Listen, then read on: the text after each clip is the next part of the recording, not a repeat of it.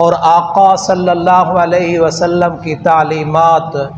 اور خود قرآن مجید میں رب تعالیٰ کا ارشاد، آنے والا مہینہ اس کے 10 دن بڑے عظیم دن ہیں۔ عشرہ ذی الحج کے پہلے 10 دن عظیم دن ہیں، دنوں کو ایسے فضیلت ہے جیسے رمضان کے دنوں کو فضیلت تھی، راتوں کو ایسی فضیلت ہے جیسے لیلۃ القدر کی راتوں کو فضیلت ہے۔ عشرہ ذی الحجہ ہماری زندگی میں پھر ایک دفعہ آنے لگا ہے،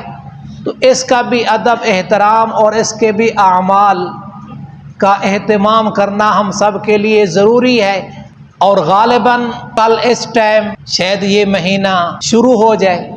تو آقا صلی اللہ علیہ وسلم نے اس مہینے کے شروع سے پہلے بھی ایک عمل بتایا ہے۔ تو آقا صلی اللہ علیہ وسلم نے فرمایا، من رآ ہلال ذی الحجہ، جس نے ذی الحج کا مہینے کا چاند دیکھ لیا، وَأَرَادَ أَن يُضَحِّيَ، اور وہ قربانی بھی کرنا چاہتا ہے، قربانی کا ارادہ بھی ہے، تو فَلَا يَأْخُذْ مِنْ شَعْرِهِ وَلَا مِنْ أَظْفَارِهِ، تو نہ وہ اپنے بال کاٹے اور نہ اپنے ناخن کاٹے۔ جو آدمی قربانی کا ارادہ کرتا ہے،